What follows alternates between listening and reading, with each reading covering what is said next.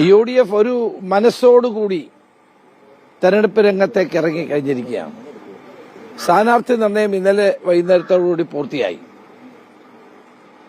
അതുകൊണ്ട് തന്നെ പുതിയ ഒരാവേശത്തോടെ എല്ലാ പ്രവർത്തകരും UDF നേതാക്കളും ഇന്ന് തെരഞ്ഞെടുപ്പ് രംഗത്താണ്. വളരെ ആവേശകരമായ നിലയിലുള്ള പ്രവർത്തനമാണ് ഞങ്ങൾക്ക് എല്ലായിടത്തും കാണാൻ സാധിക്കുന്നത്.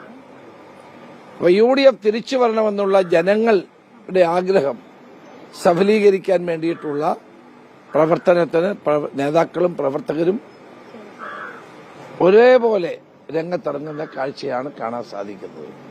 വർദ്ധിതമായ ആവേശത്തോടെ എല്ലാ പ്രവർത്തകരും രംഗത്ത് ഇന്നിറങ്ങിക്കഴിഞ്ഞിരിക്കുകയാണ്.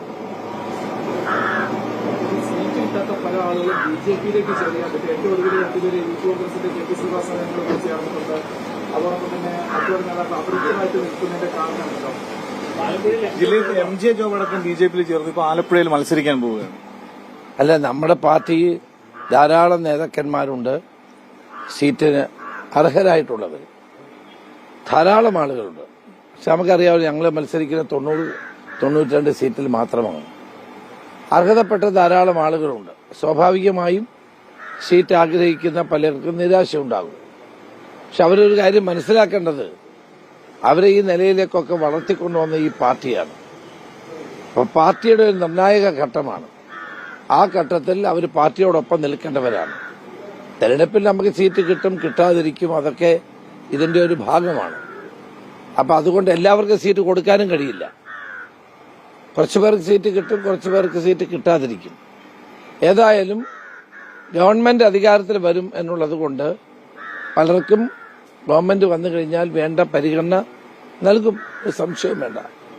അപ്പം അതുകൊണ്ട് തന്നെ ആർക്കും ബുദ്ധിമുട്ടോ വിഷമമോ ഉണ്ടാകേണ്ട കാര്യം ഉണ്ടാകും. ആഗ്രഹിക്കുന്ന സ്ഥാനത്തേക്കോ സീറ്റുകളിലേക്കൊക്കെ വന്നില്ലെങ്കിൽ പ്രയാസം ഉണ്ടാകുക സ്വാഭാവികമാണ്. പക്ഷെ അവരെയെല്ലാം ഉൾക്കൊള്ളാൻ പാർട്ടിക്ക് സാധിക്കും. പാർട്ടി അത്രയും വലിയൊരു കരുത്തുള്ള പാർട്ടിയാണ്. അതുകൊണ്ട് എനിക്ക് പറയാനുള്ളത്, സീറ്റ് കിട്ടാത്തതിന്റെ പേരിൽ ആരും പാർട്ടി വിടേണ്ട കാര്യമില്ല.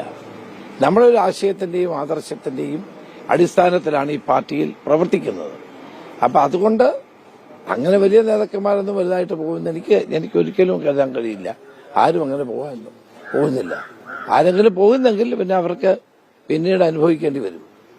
കാരണം പാർട്ടി വിട്ടുപോയ ആർക്കും ഇത്തവണ CPM സീറ്റ് കൊടുത്തില്ലല്ലോ. പാർട്ടി വിട്ടുപോയ ആളുകൾക്ക്